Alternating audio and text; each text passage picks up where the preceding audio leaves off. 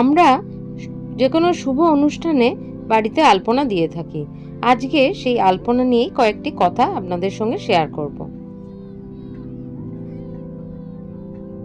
আলপনা বা আলিম্পন হলো লেপন করে করা কারুকার্য।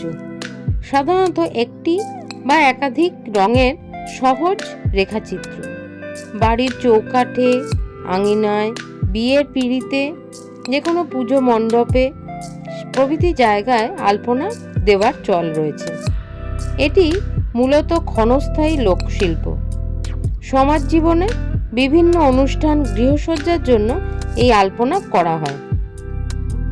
বাংলার আলপনায় চিরাচরিতভাবে ভিজে চাল গুঁড়ো সাদা রং হিসাবে ব্যবহার করা হয়। এছাড়া তেল সিঁদুর লাল রং হিসাবে এবং হলুদ বাটা হলদে রং হিসেবে ব্যবহার করা যেতে পারে।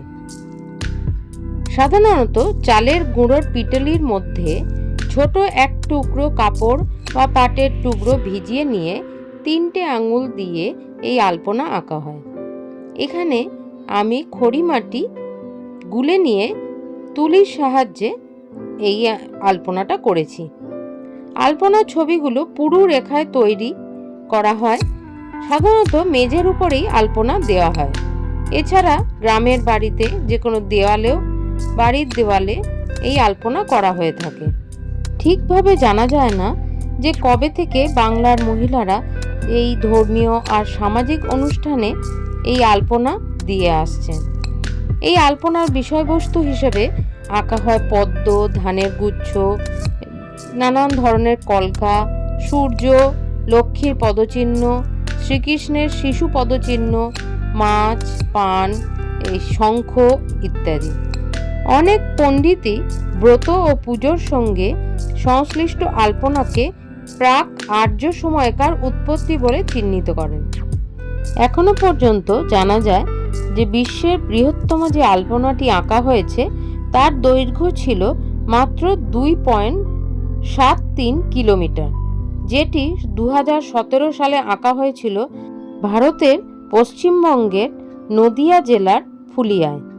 বর্তমানে আলপনা দেওয়ার জন্য সাধারণত অয়েল পেন্ট বা ফেব্রিক পেন্টও আলপনা দেওয়ার জন্য ব্যবহার করা হচ্ছে, যেটা পাকাপাকিভাবে অনেক দিন পর্যন্ত স্থায়ী হয় আর দেখতেও খুব ভালো লাগে। এই আলপনার কথা হলে, যে আলপনার কথা না হলে এই আলপনার পুরো কথাটাই অসম্পূর্ণ থেকে যায়, সেটা হচ্ছে কবিগুরু রবীন্দ্রনাথ ঠাকুরের শান্তিনিকেতনের আলপনা, যেটা নন্দলাল বসুর হাত ধরে শান্তিনিকেতনে শুরু হয়েছিল। এই আলপনাটার বিশেষত্ব যে এতে প্রচুর পরিমাণে লতা পাতা, নকশা, কলকা ভর্তি থাকে, যে ফাঁকা জায়গা প্রায় থাকেই না বললেই চলে। আর এখন বর্তমানে স্যার সুধীর রঞ্জন মুখোপাধ্যায় এই আলপনার ধারা এগিয়ে নিয়ে চলেছেন। কিন্তু সময়ের সঙ্গে সঙ্গেই কালস্রোতে ধীরে ধীরে হারিয়ে যেতে বসেছে বাংলার এই প্রাচীন লোকশিল্প। ধীরে ধীরে আলপনার স্থান দখল করে নিচ্ছে বাজার চলতি রেডিমেড স্টিকার। কিন্তু শিল্প কখনো এভাবে হারিয়ে যেতে পারে না। যতদিন শিল্পী রয়েছে ততদিন শিল্প তার হাত ধরেই বেঁচে থাকবে। তাহলে আজ এই পর্যন্তই। আশা করি আপনাদের এই ভিডিওটা ভালো লেগেছে। ভালো থাকবেন। ধন্যবাদ।